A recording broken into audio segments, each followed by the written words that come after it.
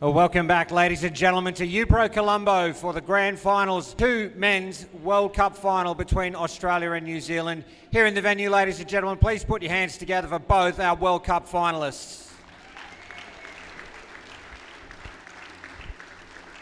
Please also join me in congratulating Norbergen and Jack Gaskin. Andrew Hall-Villiers will toss the coin.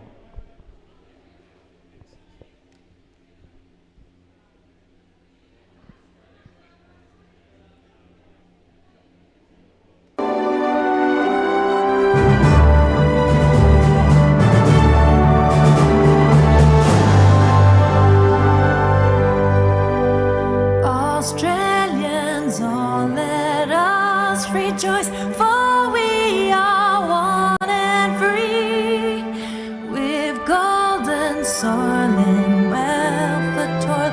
Our home is good by sea.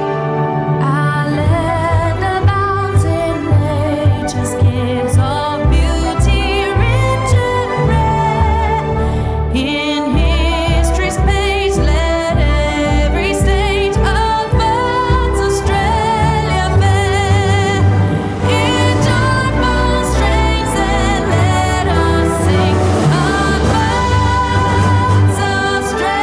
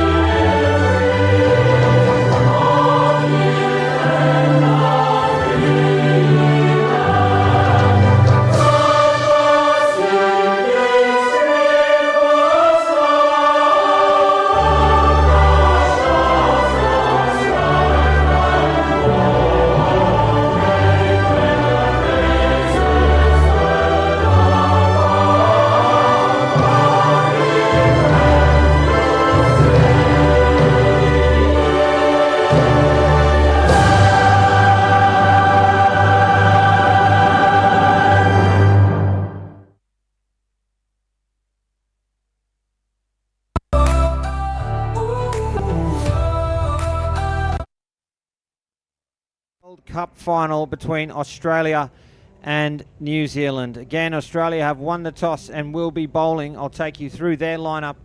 Their captain is Jay Norbergen. Joining him, Kobe Fitzgerald, Damien Guild, Jude Carney, Blake Norbergen, Paul Drahim, Ethan Benson and Josh Smith. The New Zealand side is captained by Jack Gaskin. With him, Jacob Duca, Harlan Amaral, Rakesh Patel, Charlie Pawson, Tyler Anand, Ruben Carter and Sam Clode. The umpire for the World Cup final is Andrew Hall-Villiers. And Australia, well, through to this final, you would think favourites, undefeated, except for the last game. They dropped to New Zealand, but otherwise a strong tournament. New Zealand are the defending champions. They proved in the last game that they do have the right combinations to take on Australia. It will be a fascinating World Cup final. If you've just tuned in, I'm Cameron Walter. With me, Paul Botterill and Chris Griffin. And Paul, keen to get your thoughts ahead of the big dance. Got a couple of questions for you, Cam. Australia won the toss and fielded. Does that surprise you? Does a little bit. It does. I would have expected them to just come out and try and bat New Zealand out of the game immediately, but they obviously backed themselves to chase anything. So perhaps some of that, as much scoreboard pressure is a thing, I think knowing what you're chasing does help frame up your run chase, and they're obviously got a lot of belief in their batting prowess. I really like the fact that it's not just players, coaches evolve. Rob Boyston is about 11 out of 10 times first guy. To change in a big game like this shows he's evolving. What about, look, Boyston, Bennett, they're involved in this side, they're experienced campaigners, no Kerr. If these were rookie coaches, I'd be like going, what the heck's going on here? But they must have a reason. Yeah, Nathan Kerr, 21 wickets. We've seen him just dominate games with his leg spin, take wickets for fun. He's going to be a big difference on whether the Australians can take wickets, because their next leading wicket taker is Rahim with 14. Yeah, well, never easy picking your front eight for a final, is it? It's going to be Charlie Pawson and Reuben Carter to open the batting for New Zealand. Ethan Benson is going to get us underway with the ball. The under-22 men's World Cup final. Australia up against New Zealand. It starts now. It's a wide to start with. And Carter, well, backed up, probably not too far, but if that return throw had hit the stumps, probably would have been out. Not even popped in there as he was standing up. And I guess we always think that the selection might have come down to batting, but it might have come down to fielding. First runs off the bat there for Pawson. So people understand, New Zealand, they did beat Australia 89-83 earlier, but the other game was 90-88. It's always been close between these two.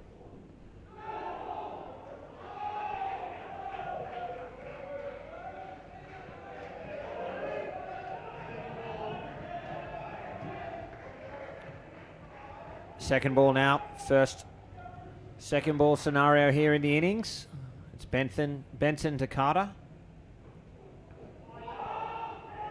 Oh, chance goes begging there for Australia.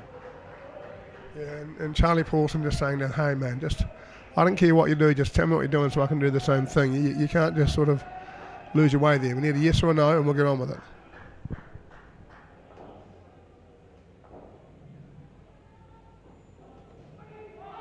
No run. A ball to come. Clearly getting this to rip away quite late, isn't he? Well, action from both batters. Yeah, Benson's got great control. Loves going full and wide on second ball. It's caught. No ball. Yeah, the no ball for the front foot. So caught but not out. And well, they got away with a couple there, New Zealand, but they'll bank those 9 runs, be very happy with that start. Yeah, they'll be delighted. And look, for Australia, the good balls went ... but just 3 extras in the over. They were looking to eliminate those pretty quickly. A little bit of a nervy start for mine. Both sides were desperate to get into this game and get on top. We saw in the ladies, the team that dominated early, controlled the game. And the under-22 ladies. Jude Carney getting set to bowl the second over.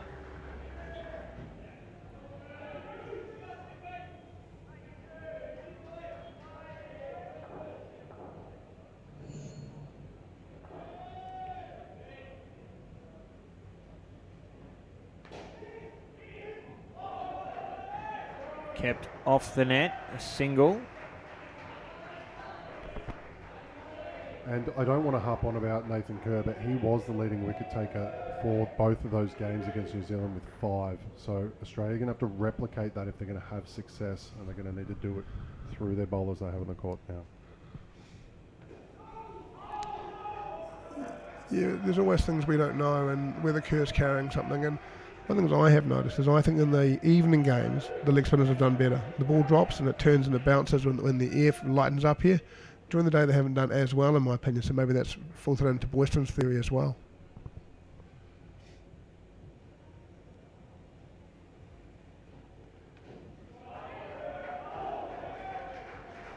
Half a chance there, the ball not in the hand. That might sound a little bit mad, but I can back you up, Bots. We've seen that time and again that the spinners were successful in the evening games. It's quite a bizarre one, but it has happened throughout the tournament.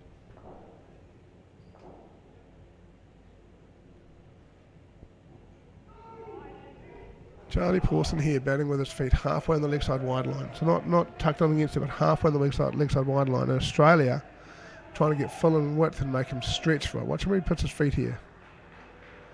See if he does it again.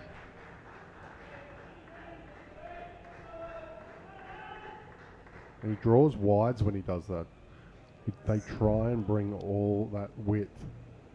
You just see a slight delay, but they try and bring the width for him, and when they miss, 2 runs. But when they're getting it right, if they're just too far in, he's still able to capitalise.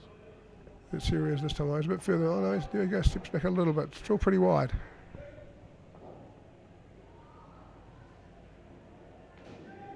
Does step across before release, to be fair. It's a tough skill trying to read that. If you're moving and stepping across and trying to read that wide, if you can do that really accurately, it's a great way of scoring runs.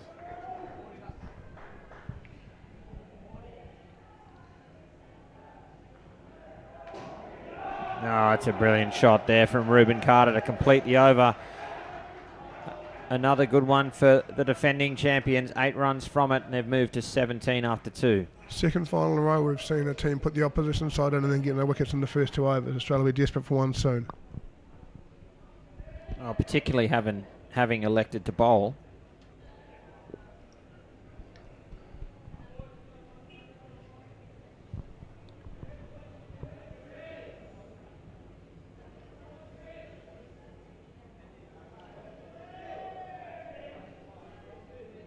Carter and Pawson, a serious pair. They're the second and third leading run scorers for the New Zealand team through the tournament. 138 for Carter, 135 for Pawson. Good pair to start off with. Josh Smith to bowl. So wides. Bowled a few of these so far, Australia. Tight for the line, Cam? Quite close? Oh, I thought that one was well behind. Oh, really? I'm a bit off angle here. I thought it was right on. Yeah, I'm bear in mind I'm on an angle too. Obviously less than you, but yeah. We need compulsory bail putting on training sessions, I think, for everybody.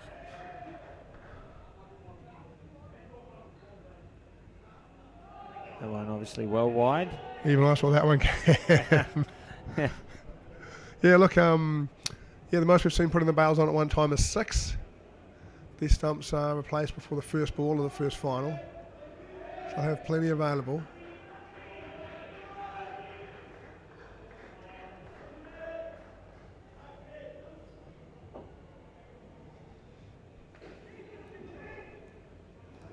Through for a single. Well done by the Australian line fielder. They got out of the way, you know. But as soon as he realised he wasn't going to field the ball, he's backed away and made a space, which is exactly what he's supposed to do.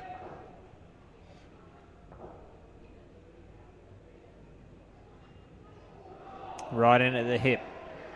No run. We'll create a second ball opportunity now for Australia. Both crowds very quiet as well. We saw the 22 girls. It was very loud in here and back and forth. I think that was the start though too, you know. It really drew the Australian crowd in. Oh, hit would have been out.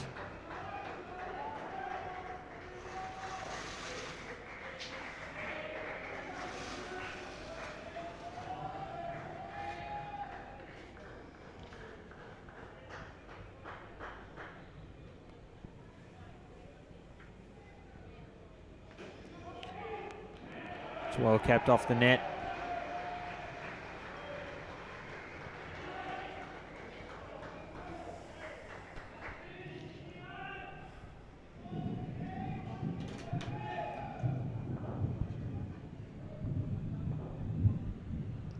Last ball.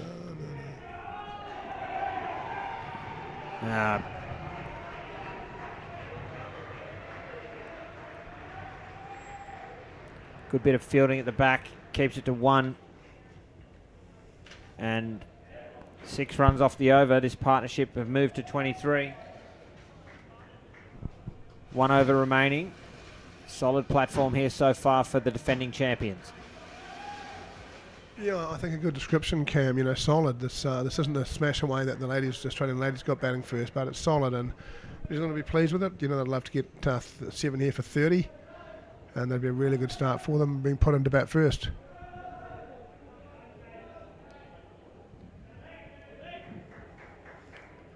I think the biggest advantage of deciding to wanting to field first in a final of indoor cricket is you know what you're going to do before the toss.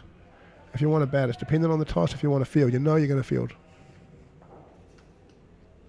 The Australia captain, Jay Norbergen, bowling the last over to the pair. Single to Pawson.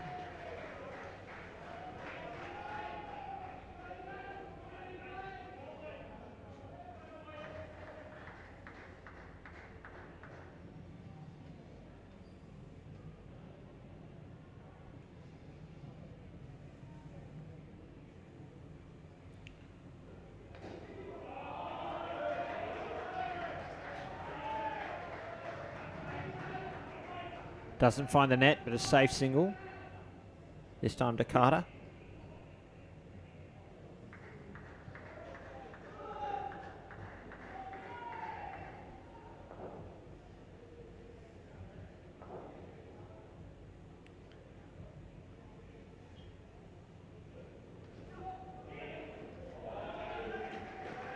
A hit would have been interesting, but Carter was down there pretty quickly. May well have been home. 3 balls remain.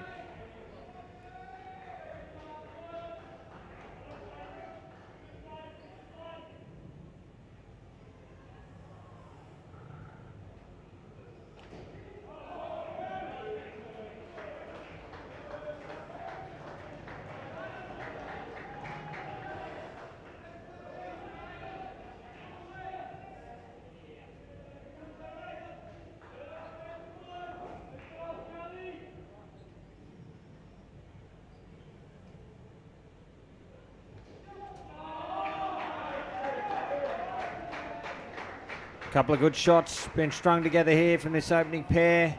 Looking pretty faultless. They've moved into the 30s and a ball to come now.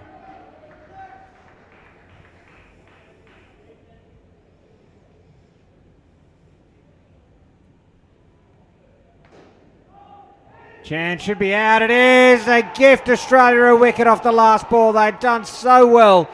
And they're back to 26. And Australia were fired up with that wicket. Just hit it straight back down the pitch and a miscommunication. Let's have a look at the replay. Set off and then called no, and you can see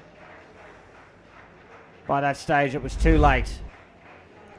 Yeah, Pawson very disappointed. I think Charlie Pawson's one of the future stars of New Zealand cricket, and he was disappointed. Unfortunately, got double signal, got the no call and the legs moving forward, and that just held him up for a second. Sure did. So 26 on the board for the first partnership. Despite the loss of that last wicket, still an excellent start there for the defending champions. If you've just tuned in, folks, you are watching the Under-22 Men's World Cup final between Australia and New Zealand.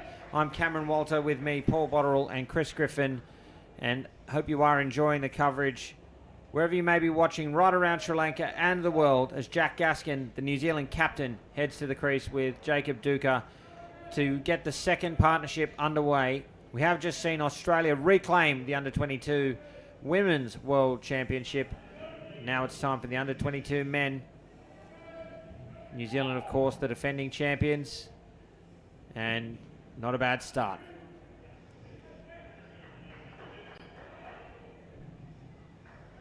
Jude Carney will get us back underway, bowling the 5th over.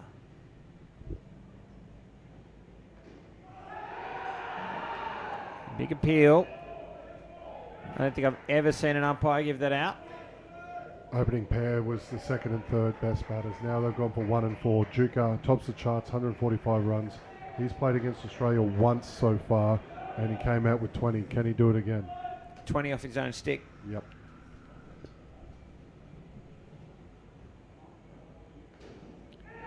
The second ball, they had to go. Gaskin smothers it and gets down the other end. We saw Australia run Duca out when he charged on ball 2. They bowled a wide at him down the leg side. He charged every ball 2. So it'll be interesting to see what he does in this game. Australia will be well ready for that if he does it again.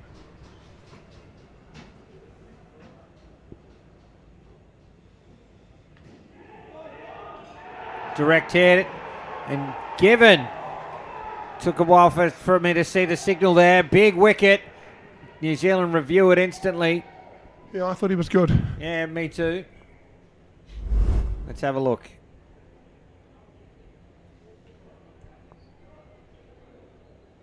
Yeah, looks home. Only just. It's a frame in it. Can't see a lot of angles of this, I think. Question whether the bat's in the air, do you think? Oh, I don't think it can be for these. You know, he's running on it. It's on the ground. He's sliding it. It's not like he's diving and it can be in the air. For mine, there's no question. I just think Andy Villiers likes to be very thorough when he's overturning decisions.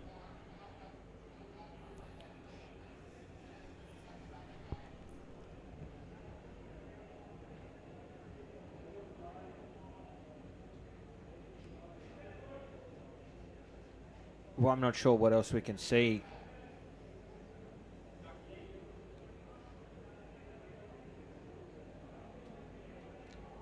Yeah, for mine it's safe and it's time to get going, but again, I guess I'm in New Zealand at heart.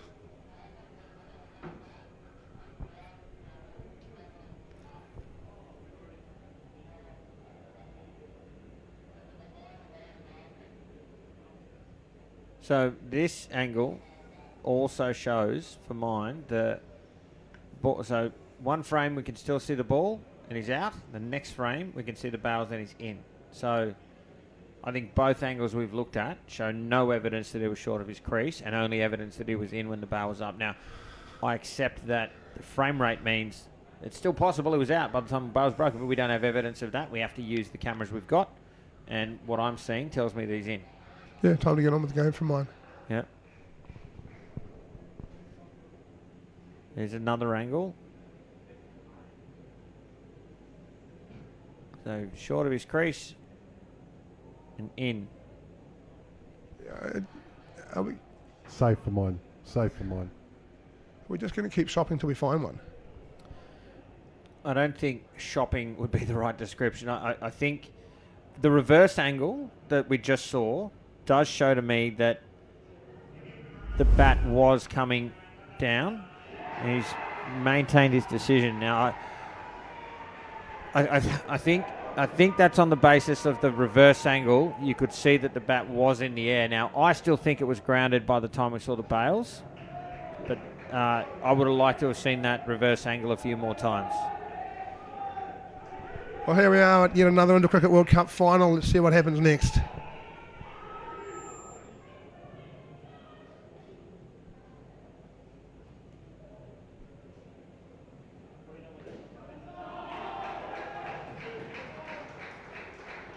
I think what we probably need is, if we think about future World Cups, is a camera that is at ground level on the crease, so that we can have more conclusive evidence of whether a bat's grounded, because the umpire's clearly looking for, when I say the umpires, I mean umpires plural, the umpires are clearly looking for that and jumping at shadows in some cases. So having something that can rule that in or out, I think, would be useful in future. I get that when guys are diving cam, I really do, but when you're running through, you're leaning on the bat. Well, the reverse angle showed that he was in fact not doing that. He did place the bat. He did do that as he went in. Now, that brings the over to an end. -1 from it, so a good start there to the pair. 5 overs through. Now, again, for mine, I think the bat was down when the bails were off. I guess I'm talking more philosophically about this look at whether the bat's in the air or not. So whether we think he was in or out, or whether he was leaning on the bat or not, a camera angle that will just rule that in or out instantly, I think, will be helpful.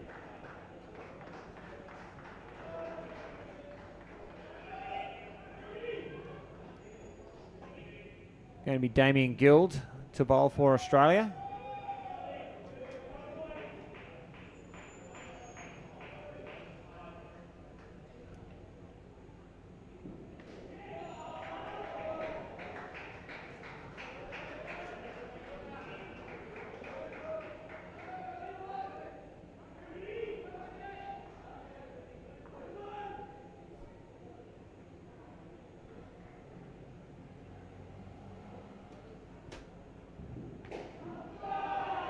Wonderful shot there from the New Zealand captain.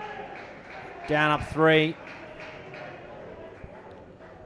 That's a great way to build confidence, particularly having been run out.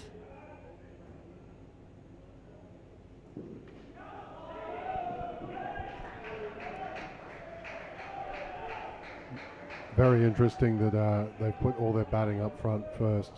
These two pairs have got to come away with a combination of around 50 for me, as there could be pressure later on with miscommunications and a few dot balls.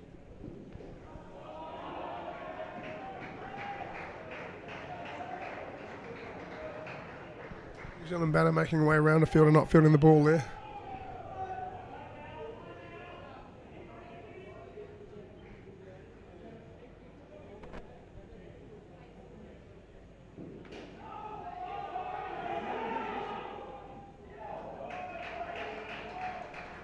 Bit of a mix-up. Still managed to scamper through. This is a great over. 2-3, 2-2-3. Brilliant comeback after the dismissal.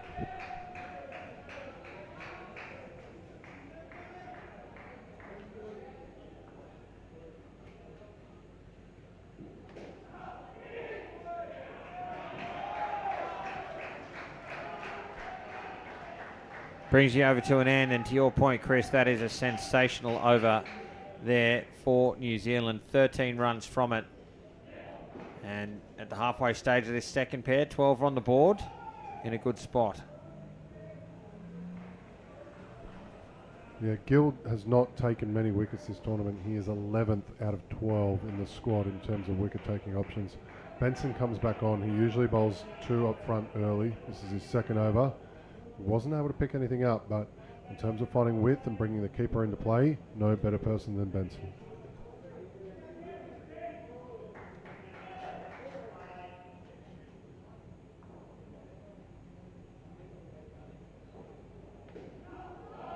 Through the hands to the net for 2.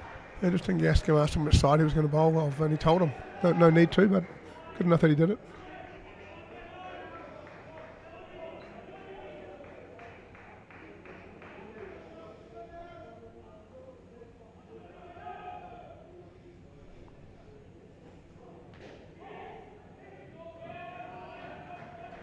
This New Zealand batting lineup so far not offering a lot of chances in the field for Australia. There's been a couple, but not a great deal, and they're starving them of opportunity.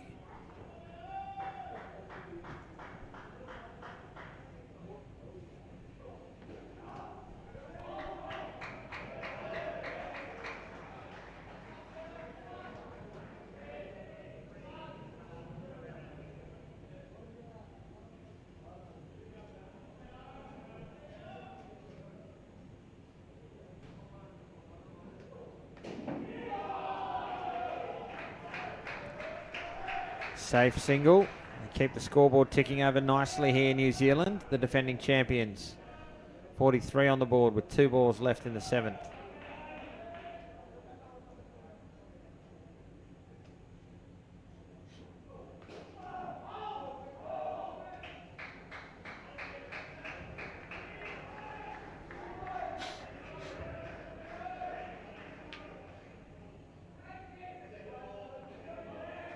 Second ball now, an opportunity here for Australia. New Zealand will need to score.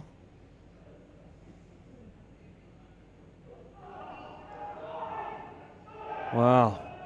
He's trying to leave it, hit him on the legs, and they get through for 1. Brings you over to an end.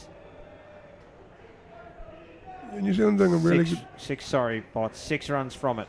New Zealand doing a really good job of scoring off every ball, and Australia doing a really good job of restricting them to a lot of ones. Our game remains very much in the balance while these two teams start and fight this out. Yeah, Gaskin got himself into all sorts of a position, was able to recover.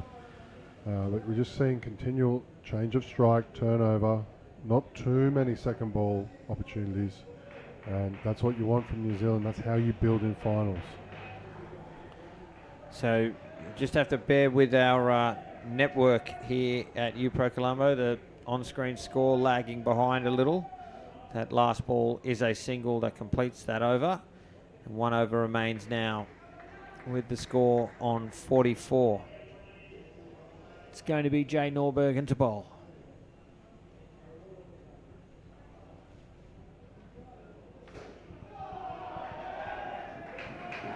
Brilliant shot from Gaskin.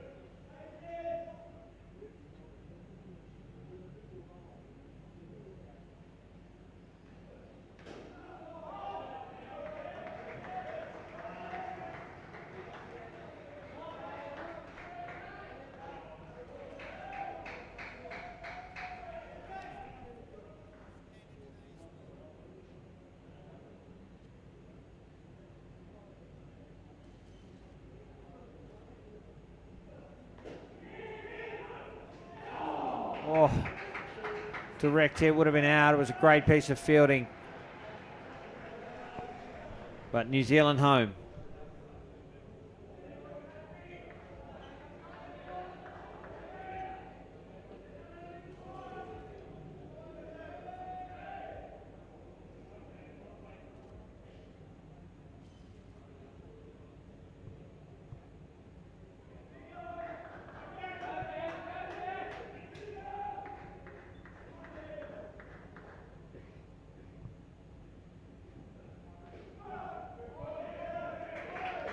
Second ball to complete the partnership now. New Zealand will have to score.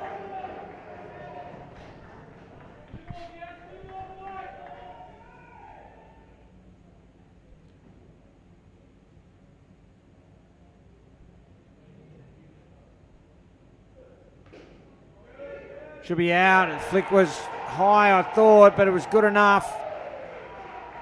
And a run out at the top end of the last ball of the partnership. Doesn't look like New Zealand have reviewed. And back to 20. Tough for New Zealand. They've lost to review now. That's the second time we've seen the final ball end up in a wicket, and that is crucial. Got to finish on a good note. If they just defended that, total at 56, big difference. Yeah, absolutely massive difference, but New Zealand will take heart. They're on 46 at the halfway stage of the innings, tracking for something north of 80 or 90, which are significant runs in a World Cup final, with Sam Clode and Rakesh Patel heading to the crease now. Australia, though, demonstrating that they may be getting starved, but when there's something on offer, they're going to pounce. So if they can stay patient, those wickets will come. Either way, a fascinating battle unfolding before us here, folks. The under-22 men's World Cup final. Australia up against the defending champions, New Zealand. Clode's an interesting one, not one of the highest scorers for the New Zealanders, but when it's come to facing Australia, he scored 17 and 14 in his last outings off his own bat. Patel, he really stood up during the final stages. We didn't see him as someone who would put too many runs on the board, but he played really well. Had the big 7 in the chase, didn't he? Here's Kobe Fitzgerald. It's a no ball too short, played in front of the face of Sam Clode. I didn't see Toby Fitzgerald in the last game. I remember from the first one. He's good fun, isn't he? Runs in, bowls, hits the deck hard. Yeah, big tall lad can get plenty of bounce.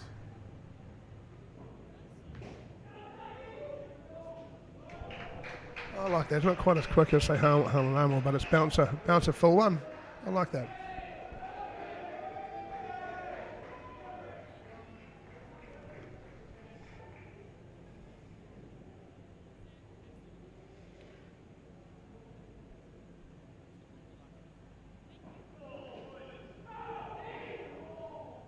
Front foot, no ball.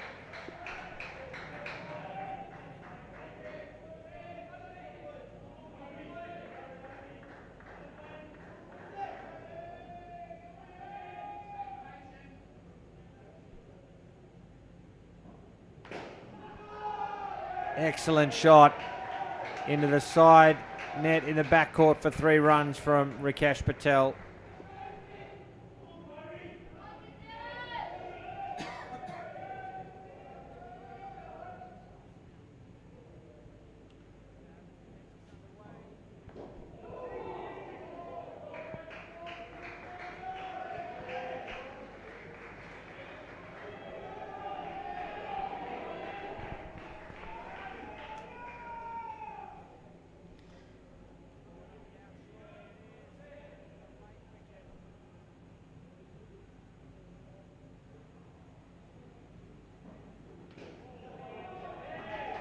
Another no ball, the third in the over. This one goes for runs, and that's turned into a significant over there for Sam Claude and Rakesh Patel. 13 runs off at an excellent start in the third partnership. Yeah, you just can't give these runs away for free. We talk about it all the time. It doesn't get the big cheers at the back net, but a no ball 2 is as good as a side back 4. That's a big over and an easier start for Claude than Patel than the Australians would have liked to have given them. It's going to be Blake Norbergen now.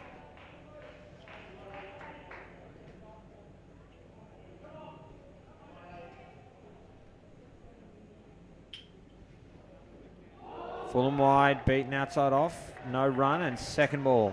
Yeah, must have done a little bit away.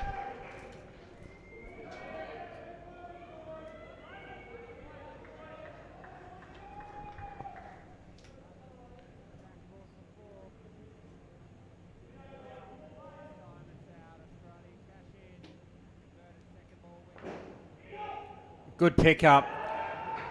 New Zealand are home, and they see off second ball with a single. This crowd's still tense, not much noise from either side. It's one of these really careful to watch kind of games. Waiting for something big to happen. Yeah, with few exceptions, they're largely segregated, aren't they? Australia in the... Oh, goes through. Does Blake Norbergen. Knocks over Rakesh Patel. A big wicket there for the Aussies. Yeah, huge wicket. Needed it at the moment. New Zealand were just starting to look like they were taking control in this partnership. I was just saying, segregated in the crowd, an Australian grandstand and a New Zealand grandstand.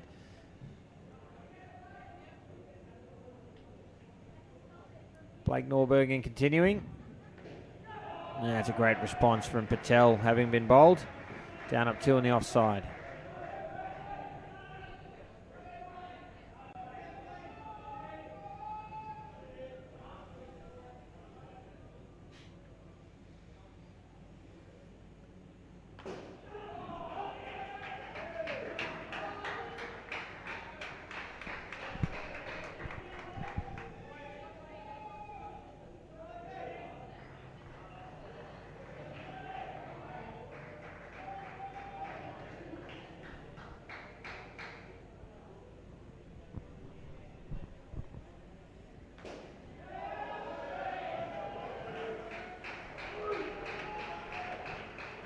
Brings the over to an end.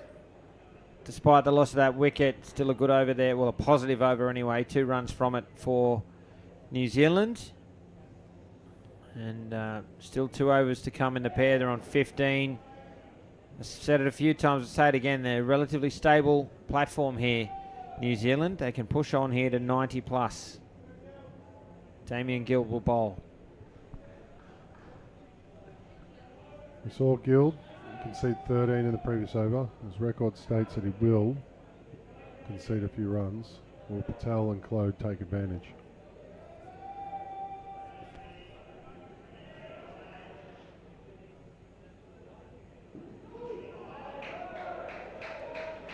Starts with a wide.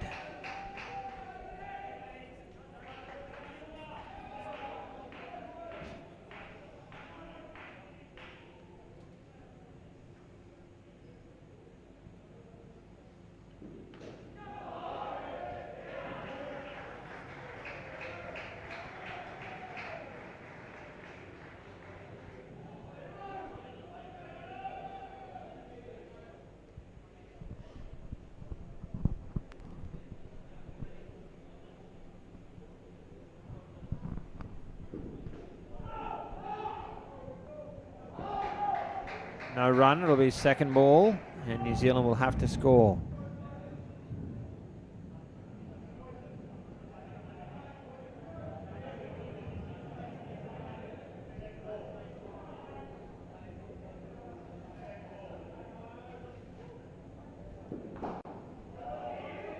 Oh, ball not in the hand. They get through for 2 runs.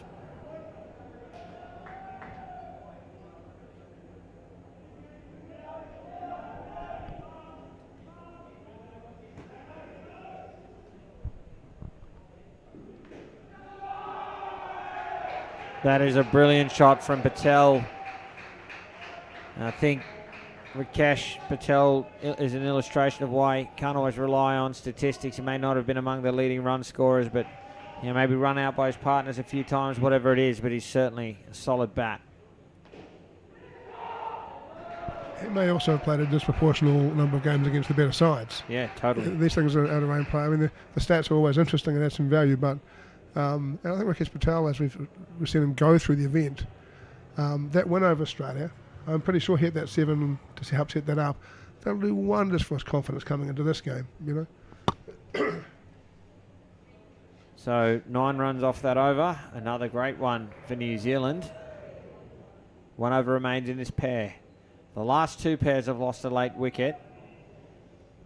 Can this pair avoid the same fate?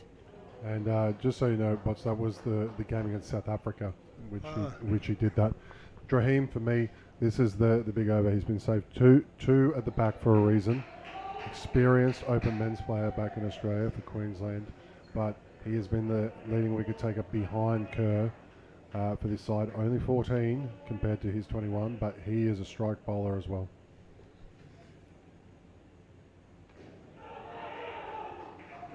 I mean, it's really easy after the event, you know, but you sit here and go, boy, having a couple of overs from Kerr tucked away at the moment wouldn't be the worst thing in the world, right?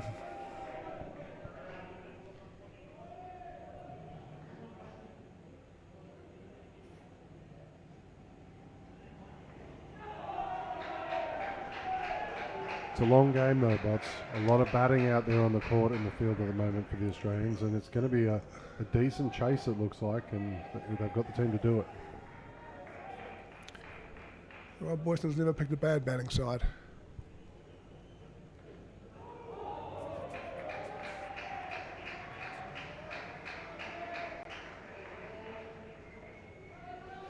Can New Zealand get through these last 3 balls without losing a late wicket as they've done in the first 2 partnerships?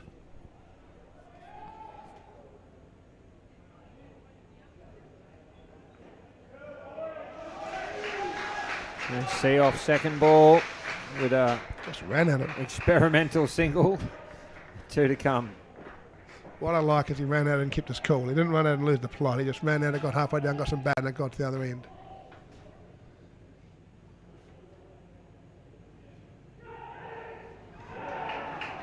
Oh, flirting with danger, New Zealand, but Australia do not capitalise. A ball to come now in the 3rd pair.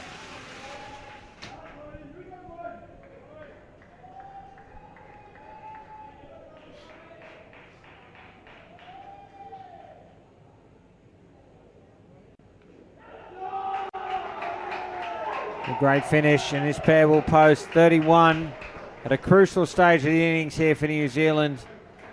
They move to 77, still with 4 overs to come, within striking distance of a 100-run score here, batting first, having been sent in by the challengers, Australia.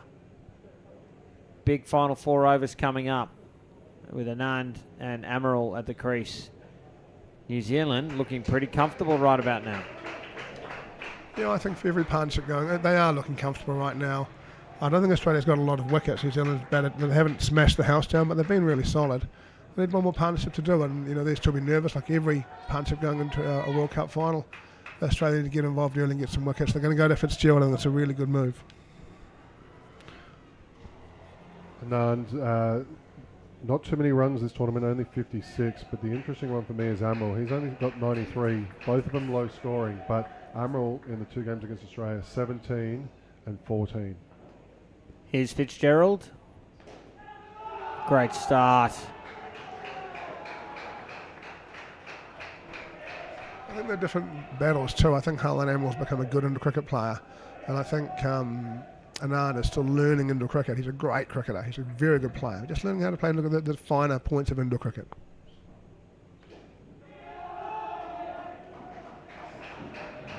Both Amaral and Anand away with runs into the nets. Yeah, we saw Fitzgerald, lots of extras in his first over. He's going to really have to put on the mark. And not a good start. He's under pressure, 3 and 2. Haven't seen the bouncer from him in this over yet.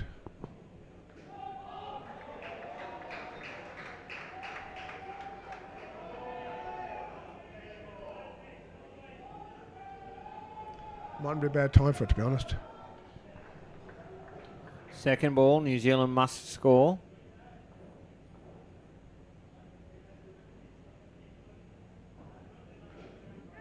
Oh, fumble. Direct hit, though. The second effort effective.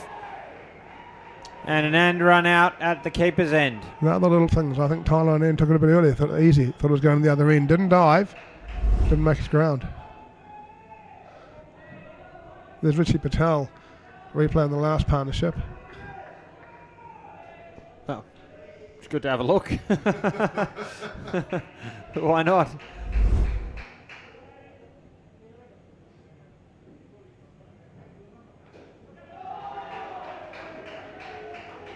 Great shot to recover. And also definitely favouring the leg a little bit there. Here's the right replay. Let's have a look. Yeah, just too casual. Bat in the air, cruising in, thought he was home. Just needed to get in his belly and he was there. You can't do that in the World Cup final. You cannot. Through to the back. 5 runs. What a way to finish the over, erasing the wicket. 7 runs from it. I wonder how much of the decision to bowl first by Australia was so that pairs like this one would come out with the mentality of setting, not chasing. So if these two came out needing 30, 40 runs, you know, maybe they'd be peppering the back net a bit more than they would trying to set a score. Yeah, look, to be honest, I look at this the other way. Tyler Anand is a very good cricketer, but he's a very inexperienced indoor cricketer. He's had an experience of doing great in the big game chasing. If I was Australia, I'd want a man to chase 30 in the final because I think it'd be a real shot at it, you know. So I've seen some stuff we think they probably have seen, to be honest, but they may well not have seen. And he's a really good cricketer, but we just saw there that little bit of inexperience and the effect he can have. He's also a very casual guy, you know, as a lot of this age group are. It's not unusual for them to be a little bit casual. But I don't get the decision to bowl first, to be honest. Unless you just think that you have got 8 amazing bats and whatever New Zealand scores, they're going to chase. Rob Boyston must believe that he has 8 bats that good. Blake Norbergen bowling a big appeal. No interest from the umpire. It will be a dot and second ball. New Zealand must score. Really interesting that the time in the corner is just switched over. It's a long innings out there, a lot of tension. They've been out there for a while.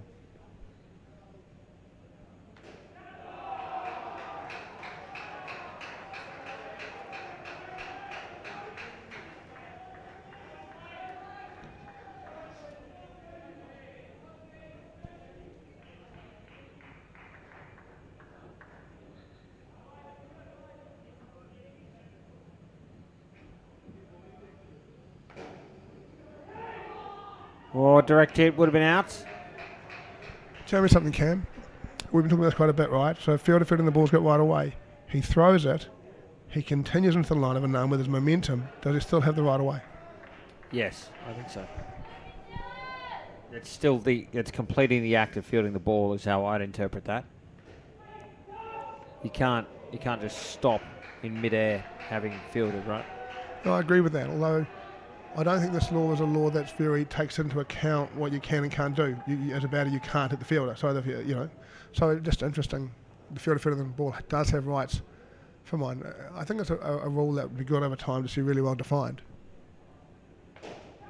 Oh, deflected off Blake Norbergen for 7. If he'd left it, I suspect Raheem would have swallowed it. But he made the decision. Now Australia pay the price. Big runs for Harlan Amaral. Let's have a look. Show us the wider angle. He's tipped that over the bar, hasn't he? Yeah.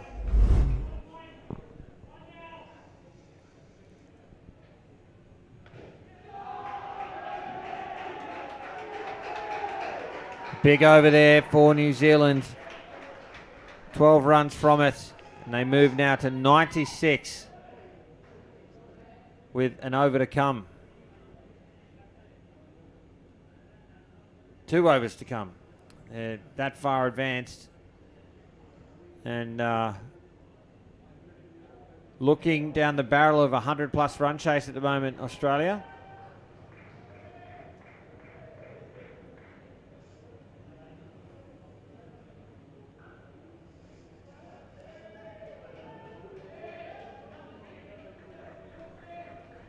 And wasn't that 7 just such a big moment? Sometimes there's notes you take throughout the day and you go, well, that could be a defining moment. Almost a 12-run, well, it is a 12-run turnaround.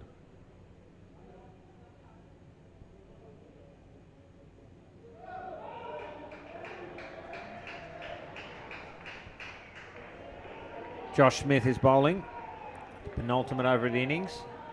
Admiral really taking control of the partnership too. 17 off 7 in comparison to Anand, 2 off 6.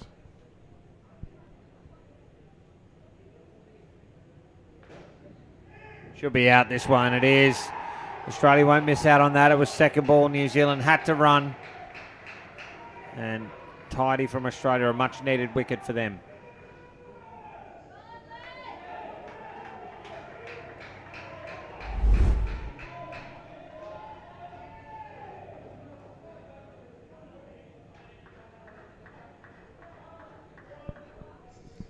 Yeah, I think Tyler Anand is better just to smash that if he's going to hit it. If he's going to go straight, he's a really good bat. He can try and, instead of punching it, just fully drive it through. Oh, deflected off the non-striker, deflected off the bowler. Non-striker saw. I wouldn't be surprised if the bowler saw. That was flying, wasn't it? Yeah. Anand's got that and looks quite uncomfortable.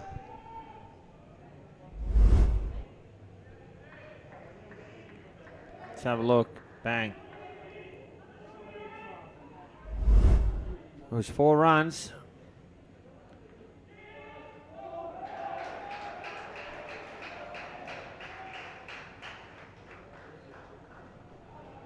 And that's what you could do as an Anand. You just got to keep turning over the strike. Admiral's on the hot streak. He's on 21 off 9. Keep getting him back on strike.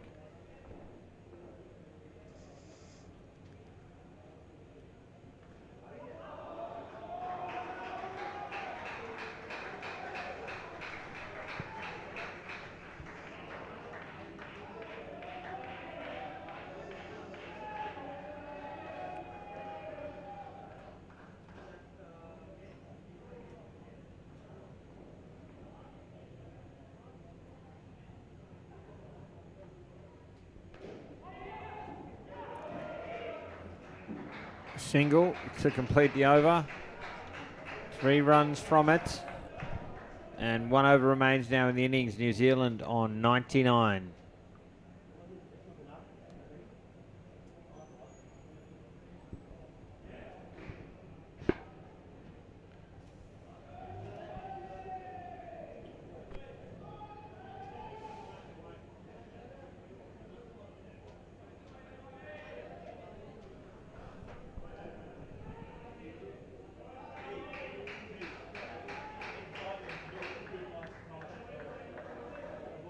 Rahim to bowl the final over.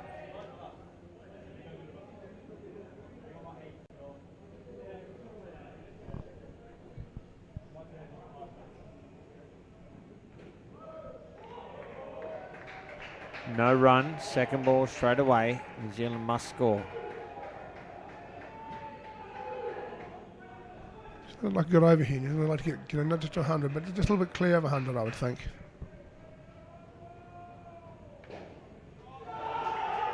Through Rahim to the back for 5. And New Zealand go past 100. That's such a big strop.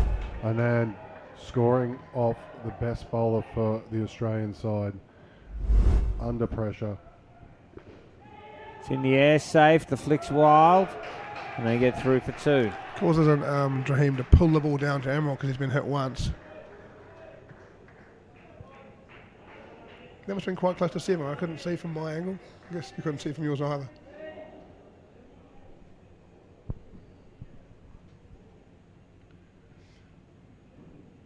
Change up. Is it wide? They're not happy with the call, but that looked pretty wide to me. Yeah, it's nice to see it called.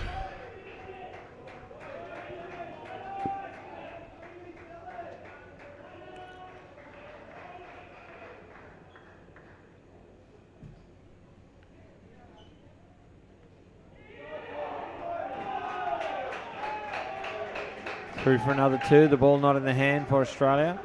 2 balls remain in the innings. Chance for New Zealand to finish here. Don't want to let wicket 110 plus. That'd be awesome in a final of any grade. Edged and out. The change up on the money this time. And Australia claim a late wicket.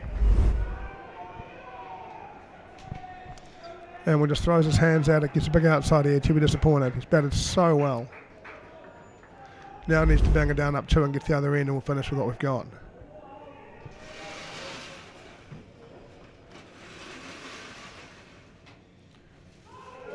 Another wide.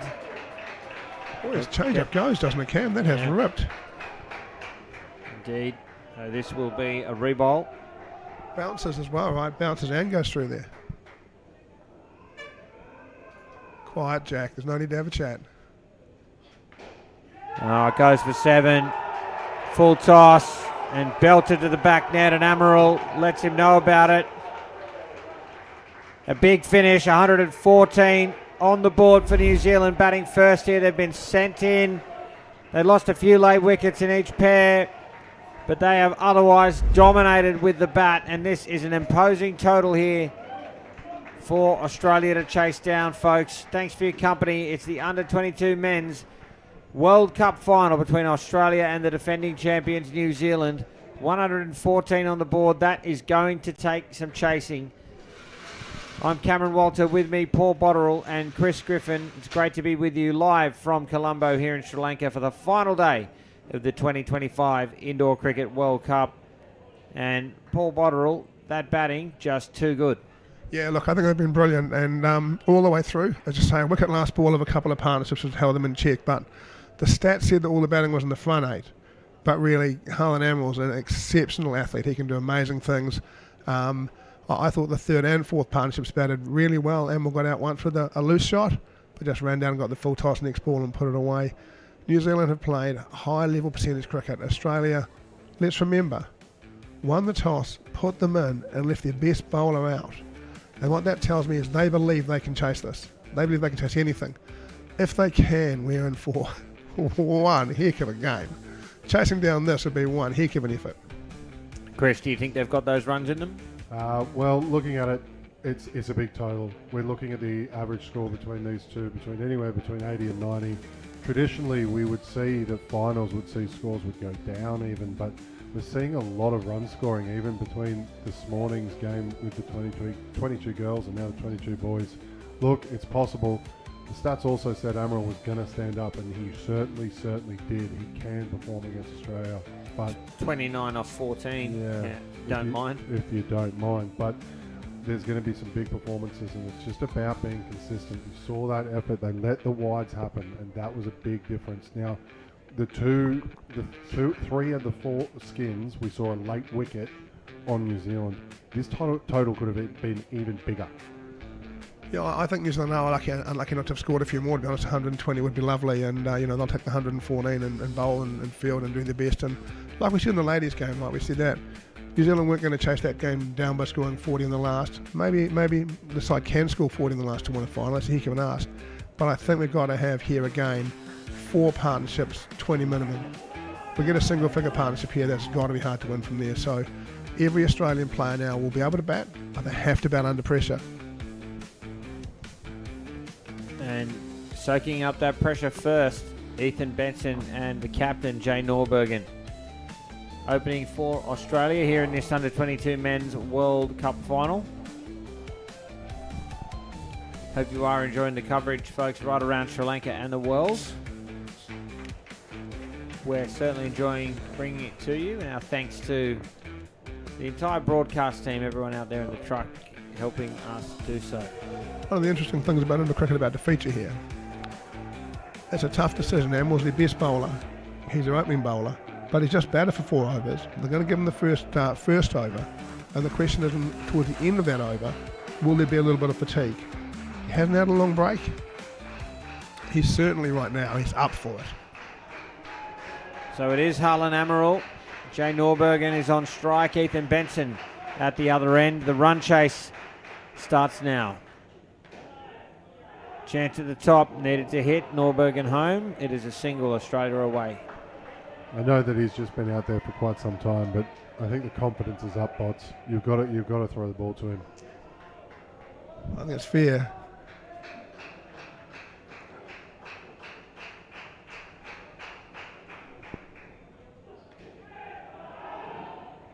Australia needing 29 a partnership to get there.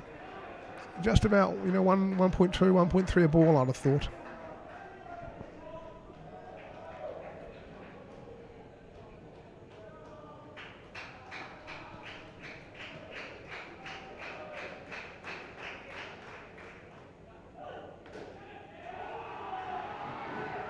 They do look positive early, don't they? Yeah, a couple of great shots to get their innings underway. Full face of the bat, full extension, into the roof, into the side, into the roof. Looks great. And they're doing this against New Zealand's premier bowler. Chance. Big shout. Not out. Where's Gaskin? Bit of traffic. And just see what Andrew Hall is saying. I think,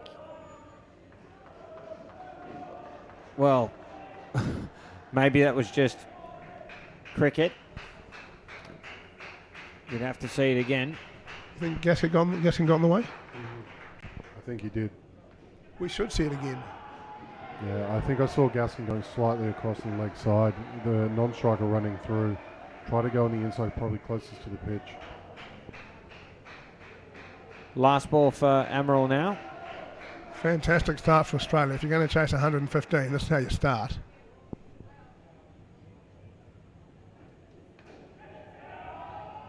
Yeah, great first over. 11 runs from it. Top quality batting from the Australian openers.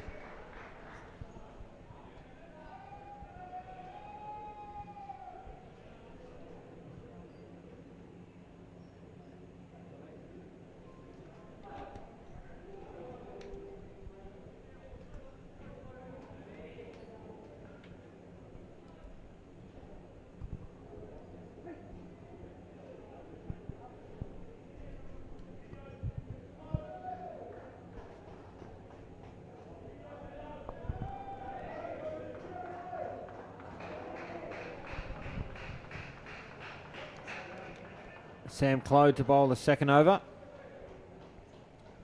Now New Zealand just need to look to get back to ones. They just need to make it hard for them.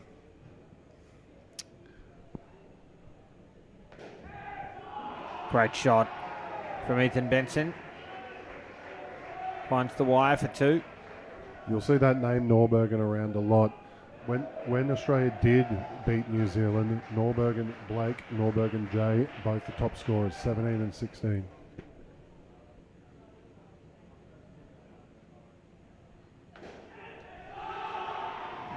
Pull shot forward of square. Just wait for signal from the umpire. It's 3. And one thing to note that they both did not play in the other game. It was a wonderful shot.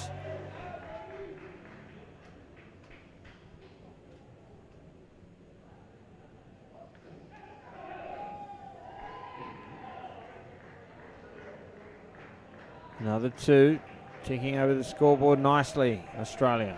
They really are. It's been a really decisive start from them. New Zealand's got to find some answers here. I wonder what they look for.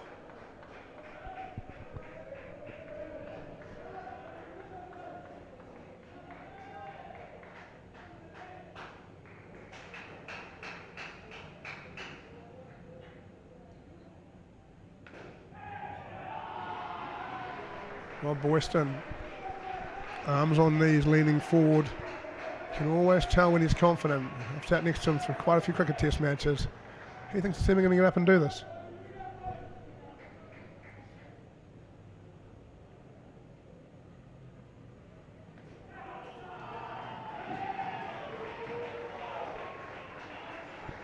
These two showing every signs of it so far. That no ball plus runs. Big value there with a ball to come here in the second over. So we're going to have 2 Australian teams on 26 after 2.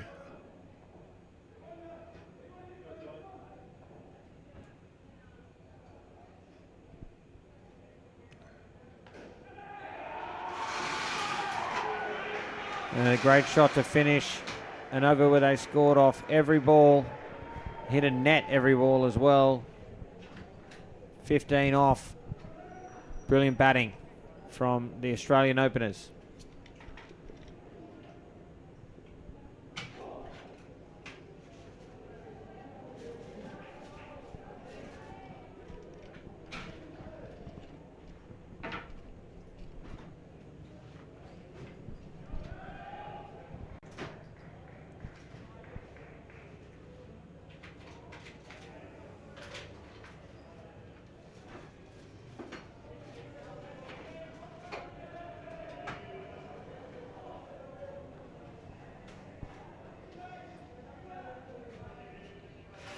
Charlie Pawson going to bowl now for New Zealand. Apologies for the noise in the back of the commentary box, if you could hear all of that.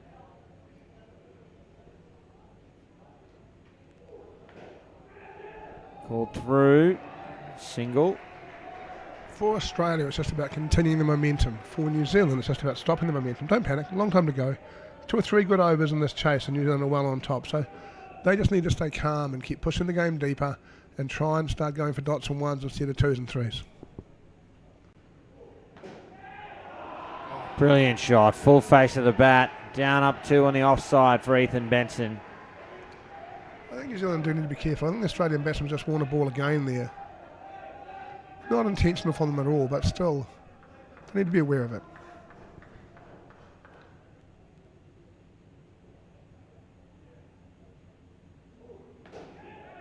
Chance. It's a great shot. And I thought it may have got to the hands of Charlie Pawson there, but another brilliant shot from Australia, this time from Norbergen. Another 2 to the tally.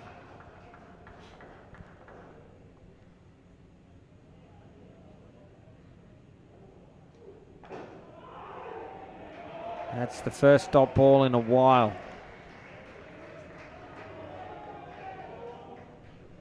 Off cutter from Pawson into the corner. So second ball here. Australia has to score following that dot or they will be out.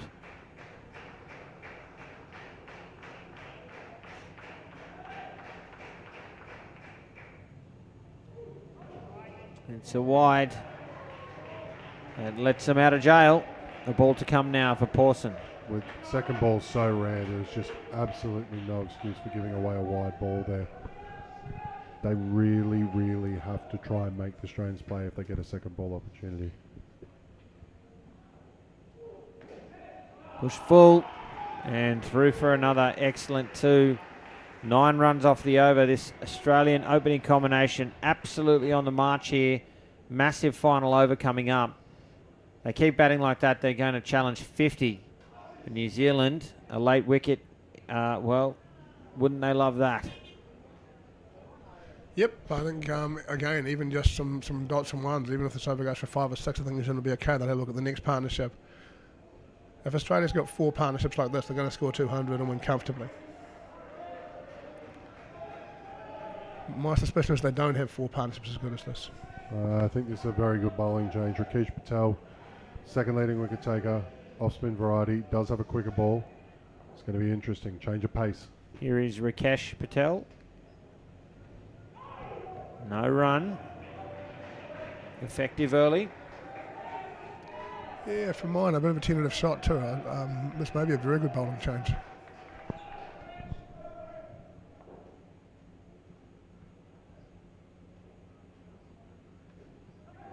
Oh, just wide. With the fielder on the offside. Anand. They had to go, so if that ball had gone to hand, they would have been out. You would think.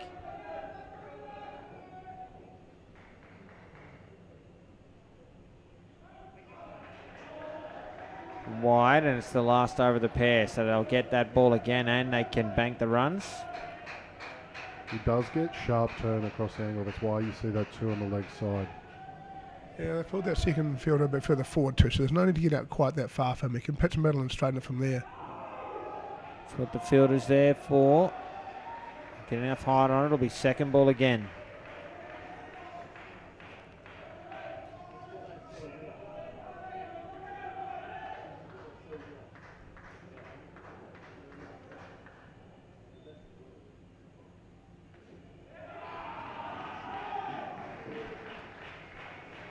Another 2. And 2 balls remain in the partnership. Haven't seen the cricket ball yet. Still in the bank. Watchfully played. They're going to finish on second ball now. So can Australia see this off and put on 40 plus, or will New Zealand get a late wicket? One of these two things will happen. It is second ball. Australia must score. Late wickets killed the New Zealand side, as we said. Australia, well, they have the same problem. It'll be a down-up single, and the opening bats for Australia have posted 42 to get this run chase off to a flyer as Australia aim to pursue and chase down New Zealand's 114. Thanks for tuning in, folks. Right around Sri Lanka and indeed the world, this is the Under-22 Men's World Cup final here at the 2025 Indoor Cricket World Cup. I'm Cameron Walter, with me Paul Botterill and Chris Griffin, and Bots, that is some sort of an opening partnership. That certainly was, and New Zealand did everything they could. I thought that bowling Richie Patel last was a good idea. He went for 5, 5, 6 maybe. It was a really good over, and all they can do here, 7, is look to control momentum and let that partnership go and start again and attack this partnership and see if they can find a way in. New Zealand doesn't need to panic. They don't need a lot of good overs to win this game. They need one partnership or one player that they can get on top of, and they'll be good as gold. So for now, it's about controlling the really good partnerships. 35 would have been better than 42, but then taking advantage when they get an opportunity. Do Australia have 4 partnerships that good? Close enough. Well, Blake Norberg and Josh Smith, they are the leading run scorers for this side, 1 and 2. We've seen them do it time and time again. Here's Tyler Anand to bowl to Josh Smith. Sneaks it inside the line. It's a fair delivery. Blake Norbergen at the other end. It'll be second ball, and Australia will have to score.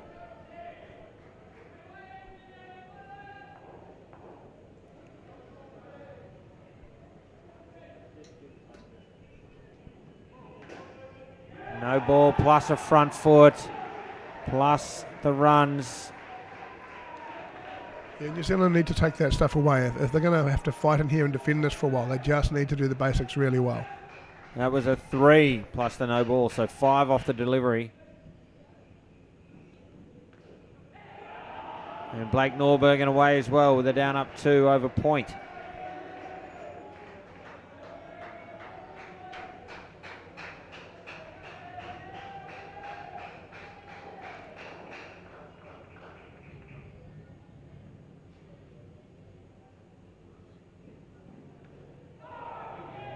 Well bowled, it's a great line.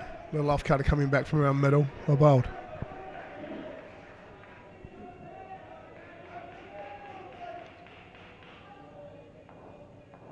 Second ball again, Australia need to score.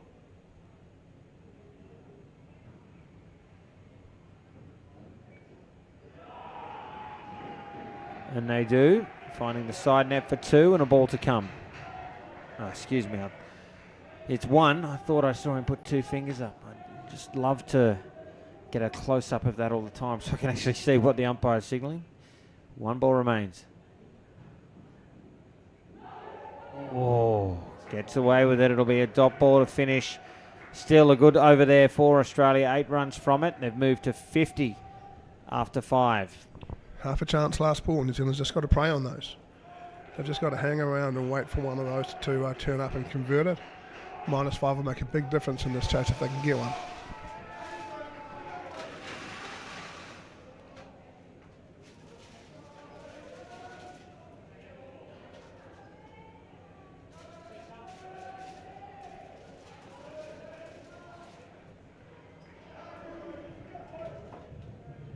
Reuben Carter will bowl.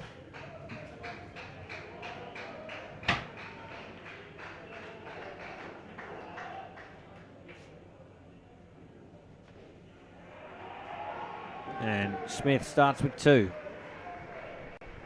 Reuben Carter's 10th in the wicket-taking charts for the New Zealand side, matched up against the 2 leading batters for Australia. That's not one in the favour of the New Zealanders. Soft hands, and New Zealand wore 1 there. It's going to be a HIA. And he felt that one. It's Tyler and Ann there in the front court. Bit of friendly fire. Hayley Rawson, New Zealand trainer, out there to make sure he's okay. This break might not be the worst thing for New Zealand. They really need to get everything in together and get some more energy. Can I get that when there's an injury, but if it's a bad-looking injury, the closest trainer, they get on there. It doesn't matter what colour shirt you wear, you go and help, right? Yes. But Hayley Rawson's out there doing an HIA. Why is the Australian trainer out there? It's just to help, I imagine. Tyler Anand was on his haunches for a while there. There might have been some concern that he was genuinely hurt. May also be differing levels of certification there too. There's a no ball plus the runs. Yeah, No ball for Anand being in the exclusion zone? I'm not sure. So yeah, the difference between a sports trainer and a physio, or a physio and a doctor, for example, those sorts of qualifications can make someone more well qualified to determine if someone's okay to carry on. I don't know if that's the case there. I'm just speculating right now.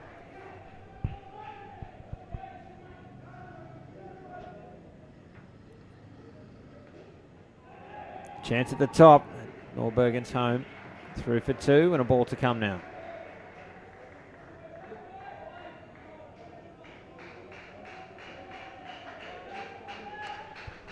Trying to go past the halfway mark in the chase in the sixth over. Brings the over to an end. 8 runs from it. 58 on the board after 6. They're certainly ahead in the run rate here. The challenge for Australia is that is going to be very difficult to maintain for another 10 overs. Certainly off to a fly, but maintaining that throughout the innings is going to be a real problem. Well, this is your strongest pair. If they're going to go out there and get a good solid 30, it makes the job doable for the other two, even if they don't quite get the same amount of runs. I guess it's 10 overs to go, 60 around needed, so about 6 and over from here, about run the ball, 57 runs needed from 60 balls. Sam Clow to bowl. Chance. Oh, ball not in the hands. They get through for 2. Yeah, just rolled out. Duke is still to come. Duke is the leading wicket taker, so that might be a variant as well.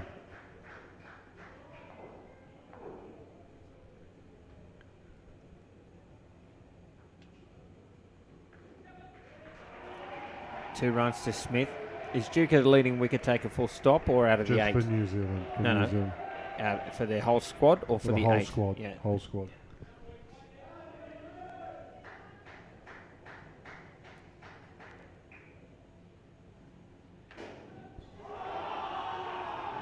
Oh, gets to the back. 5 runs.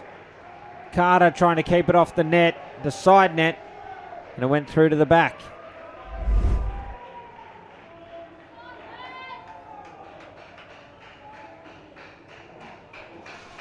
I wonder what's going through the mind of Coach Anderson at the moment. Vastly experienced.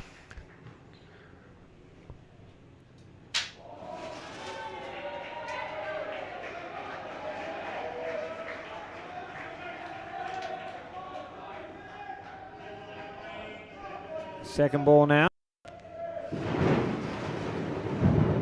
Massive thunderstrike here in Colombo.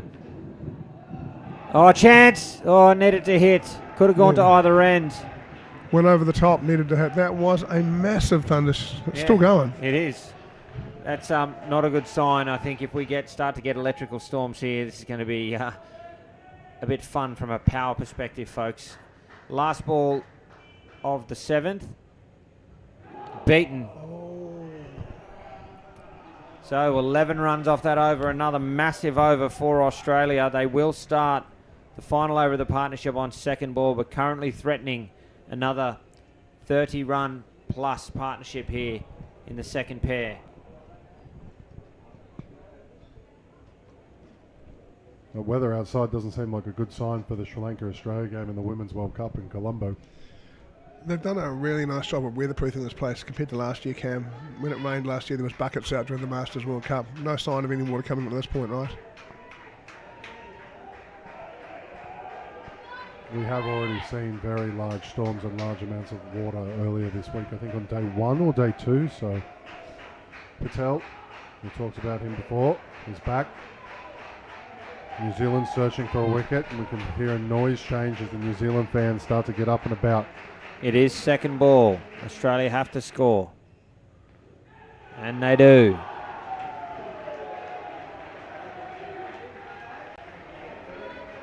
Two runs. Partnership moves to 29.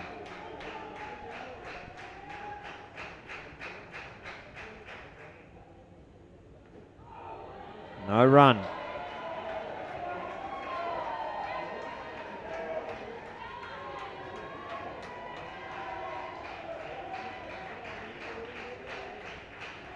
Second ball again. Tension here in Colombo.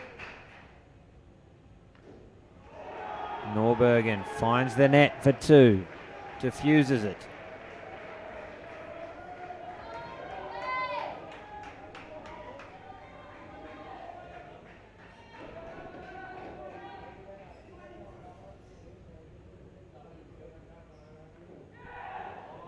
They get through for a single. 2 balls remain in the partnership.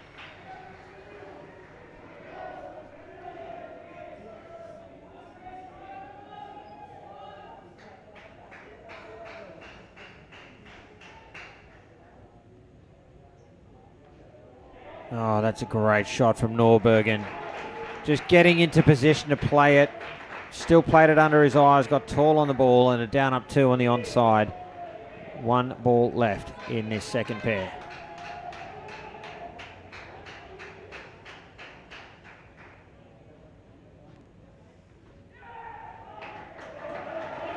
A single, I believe, off the last ball. What another great set of 4. 35 runs for the second partnership. Australia, without loss, are on 77 through 8 overs. And what these 2 opening combinations have done is they've turned the game to the point where the last 2 pairs need 20 each. Not 30 or 40, it's 20 each. So a dominant display early. New Zealand yet to take a wicket. 8 overs left in the match. How do New Zealand respond, Paul Botterill? Well, I think they, they wait for the next 2 batters to come in and they start again and bowl in good areas and see if they can convert something. They've got no wickets. They haven't missed much in the field. It's just been they can't create anything at all with the ball. It's been a fantastic batting effort from these 2 Australians. I mean, they have looked like world champions, and if this next partnership's the same, they're going to take Australia near to the lead. So New Zealand now needs to get wickets, and I think regardless, they've got to be prepared to bowl out a fair bit here. They can't, if they get into them, they've got to get them. And if they can't get wickets, they've just got to go and go and go until them. They can't leave the last partnership coming out in front. Kobe Fitzgerald and Jude Carney at the crease now for Australia. It's the premiership quarter. So many matches won and lost here in this third pair. Tyler and Ann will bowl. Fitzgerald on strike. Starts by finding the net. 2 runs. Fitzgerald's looked like a solid bat throughout the tournament, but he only scored 7 when he got to face the New Zealanders. And when it comes down to Carney, he's the second lowest run scorer for the Australians. Sounds like this is the partnership for New Zealand. Carney starts with 2, both bats away now.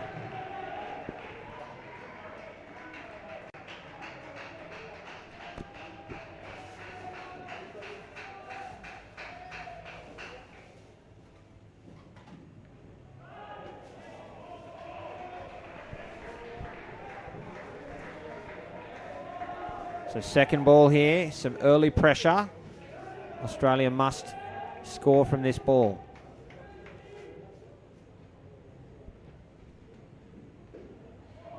And they do. Fitzgerald finding the net. Another 2 to the tally. really important for New Zealand. They keep the belief and they keep the fight. One will go to hand in a minute, something will happen and they'll get an out, and they've just got to keep going at it until they do. Brilliant shot, short and wide. Kind of getting on top of it, a down and up 2.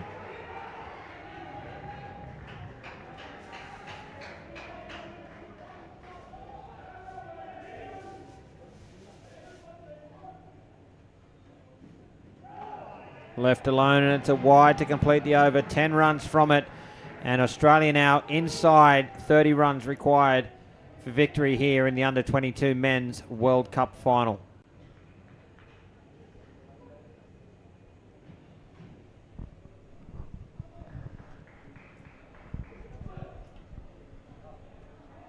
Well, all events I've been saying, sides need to be patient and wait for an opportunity. New Zealand can't be patient anymore. They've got to find a way to get a wicket here.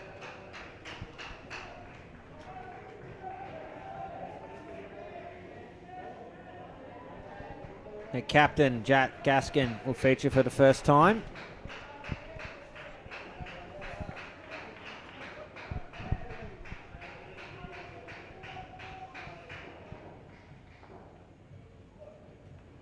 Left alone, it's a wide ball.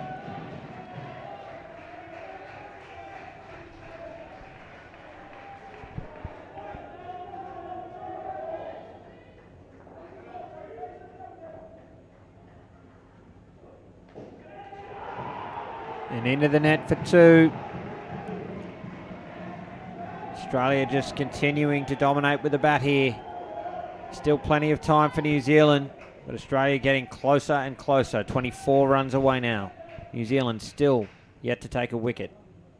Change up, and it's a wide.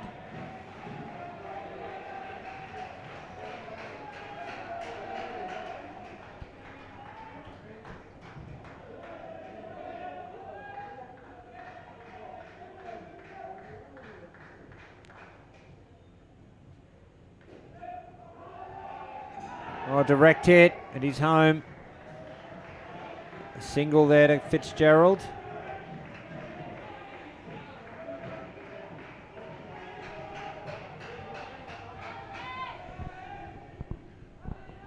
I think New Zealand's going to have to go an Emerald on the 11th here.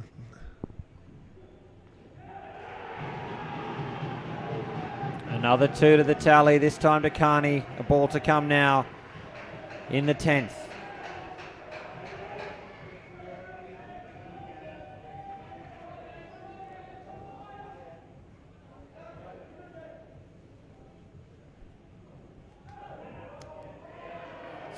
Called good. And 9 runs from the over. And they will start the 11th on second ball. Australia 19 runs away from chasing down New Zealand's 114. That whole over, we just saw Vinesh Bennett down at the back of the court motivating his troops as they were running between wickets and speaking to them as they were facing up. Vinesh Bennett, an incumbent men's world champion with the Australian side, retired from international cricket, and here is the assistant coach for the men and the under-22 men. Do they have, as they used to have, they had an assistant batting coach for both and an assistant bowling coach for both? Was he just assistant coach? I think he's just assistant coach. It is second ball. Pawson hits Carney on the legs, and they get through for a single. He only needs one of those to go to hand. 100, not far away.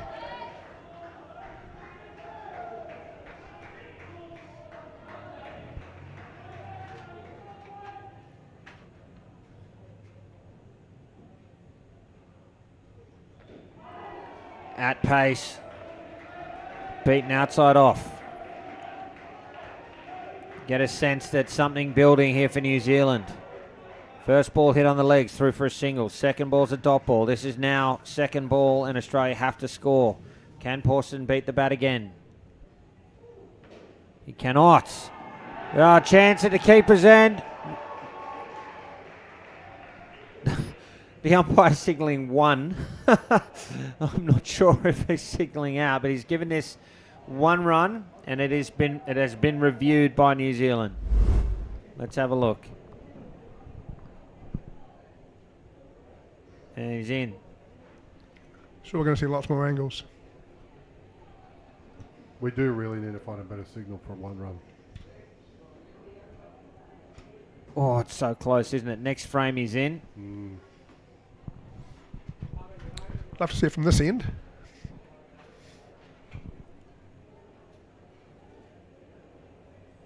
So on both those angles, bats certainly cross the line before the bails are broken.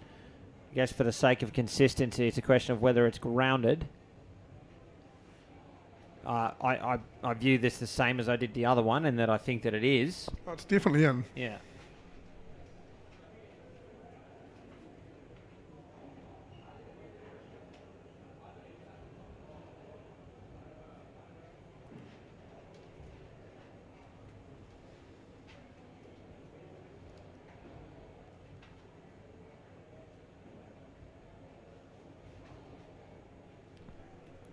Not sure what we're looking at the same one over and over again for. I suspect Andrew Hall-Villiers may have asked for the other angle, and we're just running this until that's ready. But yeah, I don't see the utility in looking at this over and over again. Here we go. Here's the... You can't tell anything from that angle because the striker is running in front of the stumps. So I'd be shocked if this is overturned based on what we've seen. Yeah, at the worst, it looks like it's in between frames, which then leads to the original decision. But I definitely agree with you. I think he's more than home. It's definitely home.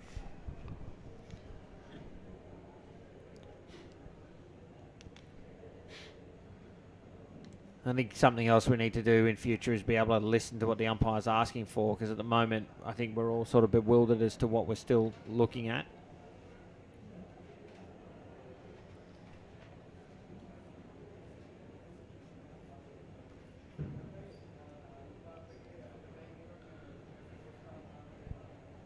I mean, there's some question there whether or not Carney's interfering with the fielder, but you can't review that. So I think if Carney interferes with it, it's too late. It doesn't actually impact anything at all. yeah, So by the time Carney gets to Gaskin's let go of the ball.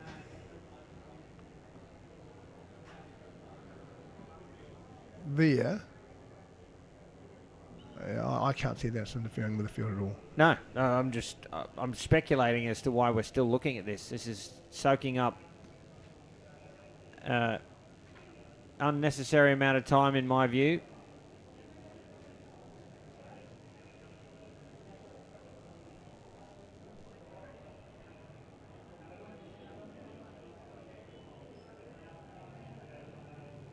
Not out is the call. Well, I think so. So. Again, he's signalling one, so he's sticking this finger up. I keep thinking they're saying out. So it looks like, yes, 1 run is the decision. And 3 balls remain in the over. We're ready to get back in action now. Maybe just need to turn the wrist on that signal so it's 1.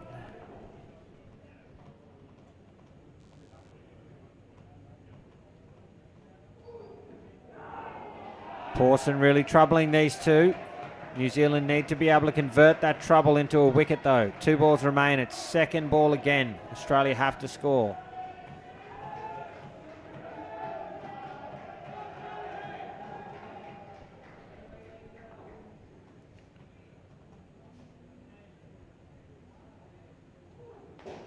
Oh, that's a great shot. Used the width that was full, but wide, and Carney hits it down up 2 on the offside. 1 ball remains for Australia to see off Charlie Pawson. They're 111th over.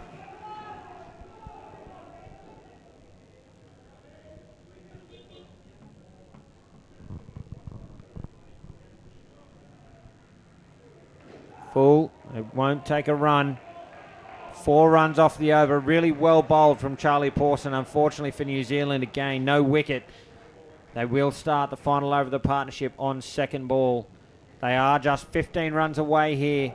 Australia, New Zealand, desperate for wickets to make the job as difficult as possible for that final pair. And a wicket or 2 here will absolutely do that. Yeah, I mean, at the moment, if they could just bowl a sort of a small negative over, leave Australia leading 15. Preston's won a lot of games of indoor cricket. He's my favourite player.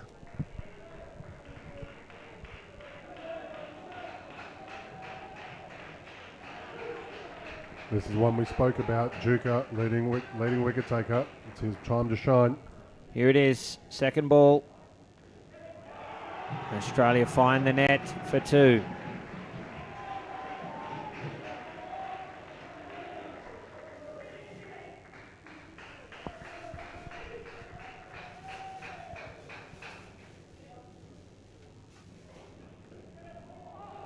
Chance at the top, he's home. It is a single.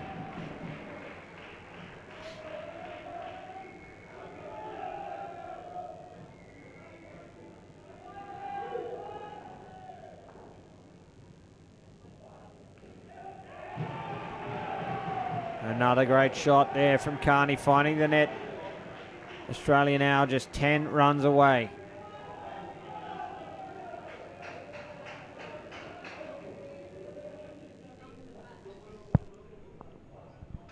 Oh, there it is, the first wicket for New Zealand. It comes late, but it comes just when they needed it.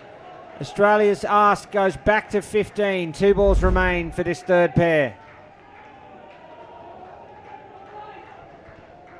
I have to assume that when Rob Boyston chose to field, he feels his last partnership can score 30, 35 to win a World Cup. So, they'll still be very confident. Big shout, enthusiasm for New Zealand. But Fitzgerald home and no review.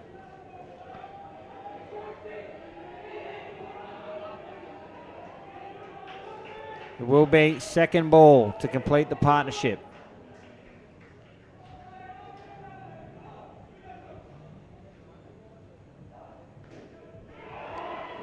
And a single. Australia move to 101. It is 1 run off that over. They are 14 runs away with 4 overs remain. This is all set up for a big finish here. It's Paul Drahim and Damien Guild who will bat last for Australia. New Zealand have some hope. A late wicket there has kept them in the game. Australia just need 14 runs, though, to take the title away from New Zealand. 4 overs remain. Can New Zealand find the answers? They've got some attack to come. Australia certainly have the batting. Don't forget, folks, still 2 more finals to come to you from Colombo today. Coming up next at 1 p.m. local time, that's around about 25 minutes from now. It is the women's final between Australia and New Zealand. And then at 3 p.m. local time, the final match of the 2025 Indoor Cricket World Cup, the men's final again between Australia and New Zealand. Hope you can stay with us throughout the day, wherever you may be watching, around Sri Lanka or the world. I'm Cameron Walter, Paul Botterill and Chris Griffin with me. And the final 4 overs of the Under-22 men's tournament coming at you now. Again, Paul Drahim and Damien Guild at the crease. New Zealand are going to start with Harlan Amaral. Don't they need him to get a wicket or 2 here? Yeah, they need to find a wicket early, don't they?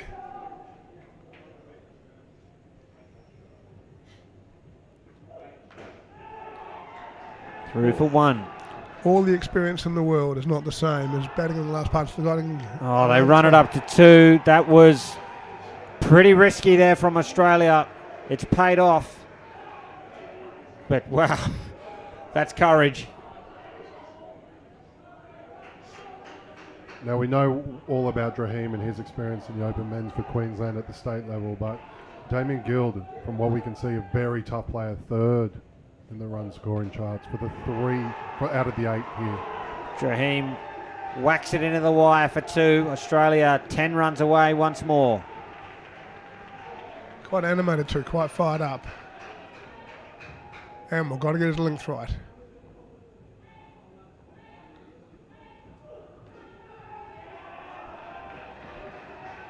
Guild, he's away now with a single. Boy, they're great athletes, aren't they, all of them? That's a great shot, great bit of fielding.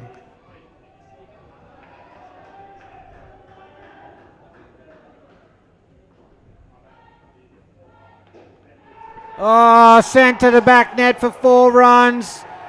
Drahim playing it through the gap, finding the side, finding the back, and Australia now 5 runs away with 3.2 overs remaining.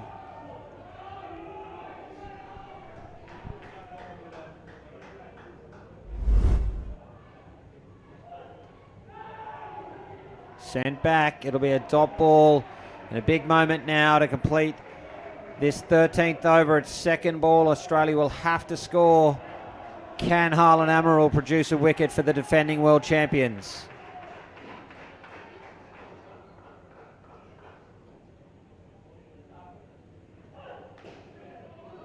Oh, off the fielder.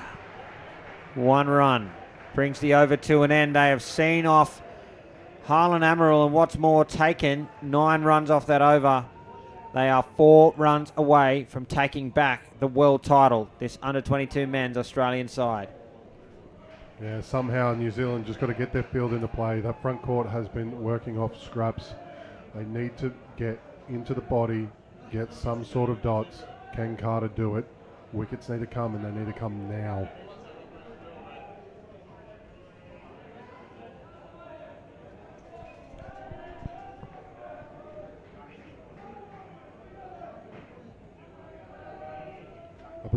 Reuben Carter has the job. Gild on strike. Full and put into the net for 2. I believe Gaskin still has an over, is that correct? Yep. Yeah, Gaskin's got 1. Yeah, Yep. interesting. I would have put him on now. 2 runs away, the Australia side. And there it is, the go-ahead run. Australia now in front, and New Zealand playing catch-up indoor cricket. The rules of indoor cricket are different. You can't declare in front, and you've got to keep running, so games can change. And New Zealand will need to find some wickets. Gild whacking a 2. For now, now for Australia, it's about getting 1 wicket ahead, then getting 2 wickets ahead, and just giving them surety that they're home.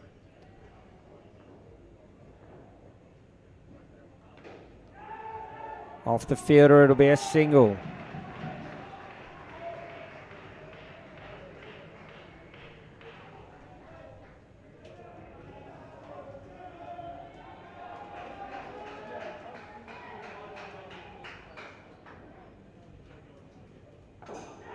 There it is, a wicket, and New Zealand go back in front by 1 run. All is not lost for the defending world champions. There's still time for them. You would think from here they probably need 3 wickets in the next 2 overs and 1 ball. What they really need is just that wicket allows them to keep some pressure on. They just need to keep them within 5 runs, keep chipping away, because the World Cup final is different. And right now he's just taking a little breath and going, oopsie, you know. So you've got to get him again. Last ball for Carter. Oh, and it goes to the back for 4 runs. What a response to being bowled. And Australia go back in front with 2 overs remaining. Carter tries for the Yorker, gets it just a bit too full.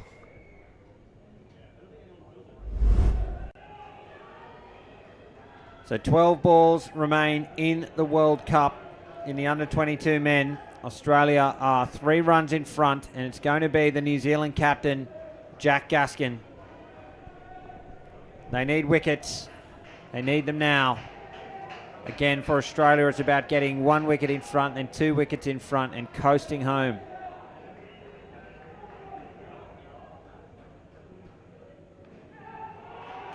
There it is. They're now 1 wicket in front. It really feels like this is the over that decides the game. Can Gaskin get the breakthrough, rev the pace up, and make his way through?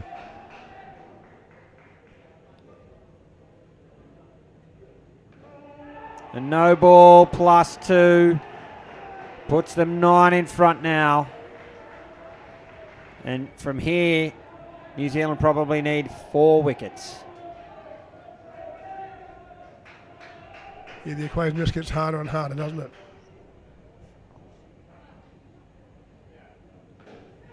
Called through, it'll be out. There's one of them. Calling on contact, the ball in hand, New Zealand. They're on life support, but they're still in this. 9 balls remain. Australia are 4 runs in front.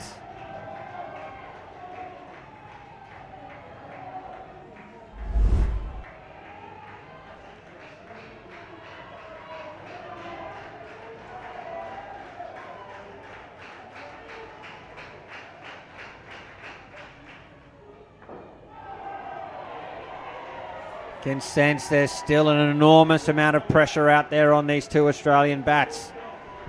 Can New Zealand cash in on it? It's second ball. They must score Australia. A real opportunity here for the New Zealand captain. It does get to the point where the pressure really is on the Australian bats. They're in front, but really New Zealand's got nothing to lose here. Advances and a down up 5.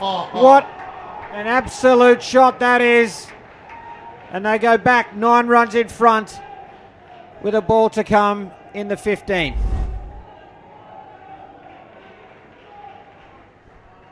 What can you say about that? That is such a big moment, such an incredible shot, and he knows it. Final ball of the over goes for 1, and Australia will start the final over of the Under-22 Men's World Cup. 10 runs in front. That means 3 wickets required for New Zealand to win the match. At least.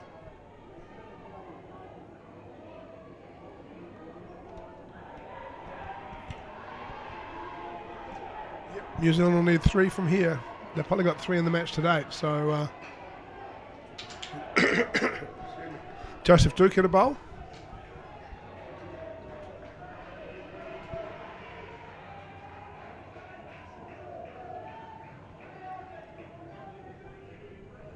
Final over of the Under-22 Men's World Cup. There's 2, and they go 12 runs in front. Get 4 more runs, and it's pretty much over for New Zealand.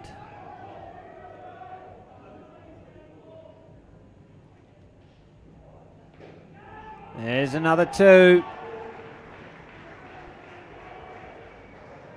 4 balls remain.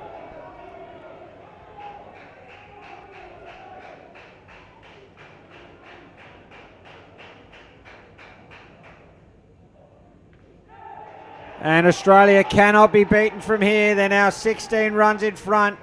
3 balls remain. And this has proven to be an absolutely incredible run chase.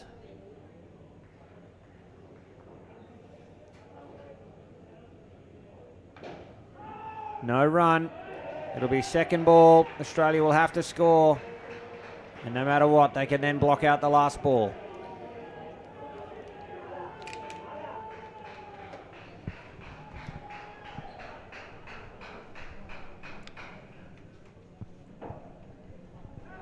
And that'll be out.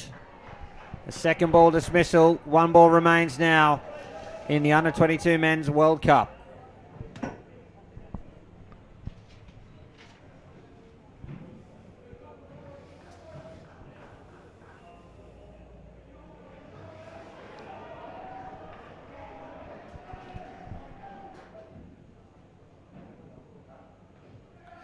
And there it is, Australia, the Under-22 Men's World Champions. An absolutely incredible run chase.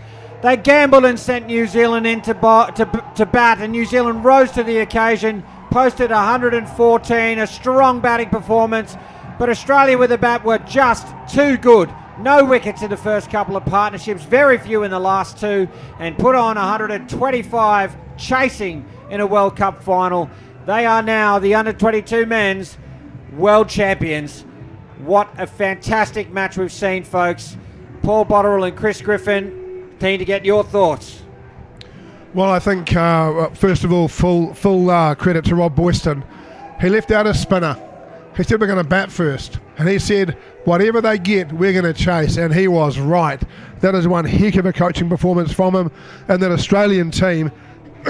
The first thing it takes to chase 115 is composure and belief, and they were quite exceptional in the chase, quite exceptional. They really were very good. I thought New Zealand again, at the end of the day, sometimes you're just outplayed. I didn't see New Zealand do anything wrong. They didn't bowl lots of wides, they didn't miss lots of outs. They scored 140 with a bat in the end. That Australian side just too good for them today.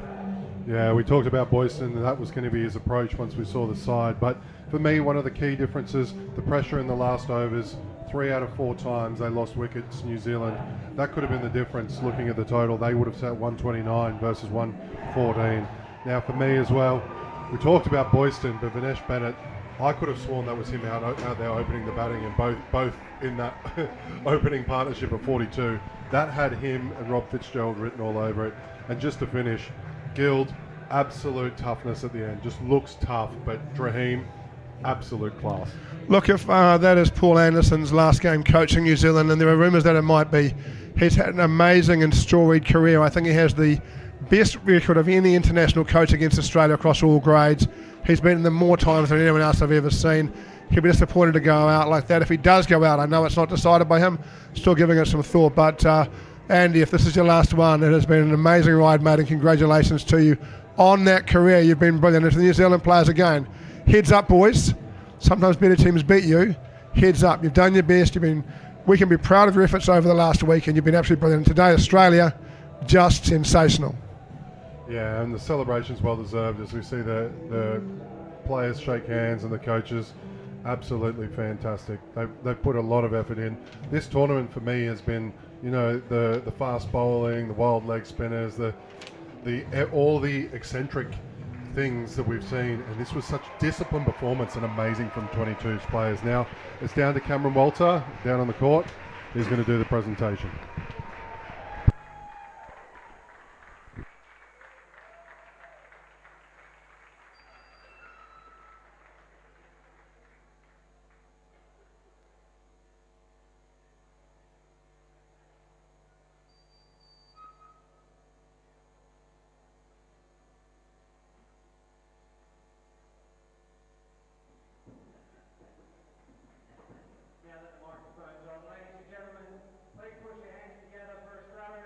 What an incredible World Cup final.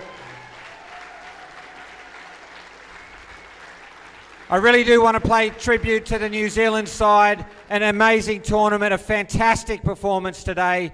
Pushed the world champions all the way. Ladies and gentlemen, please join me in congratulating our 2025 under 22 men's runners-up, New Zealand.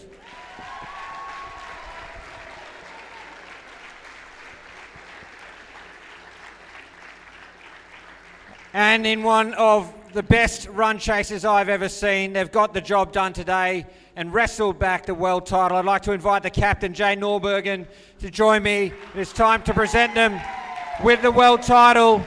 Ladies and gentlemen, here are your winners and the new under 22 men world champions, Australia.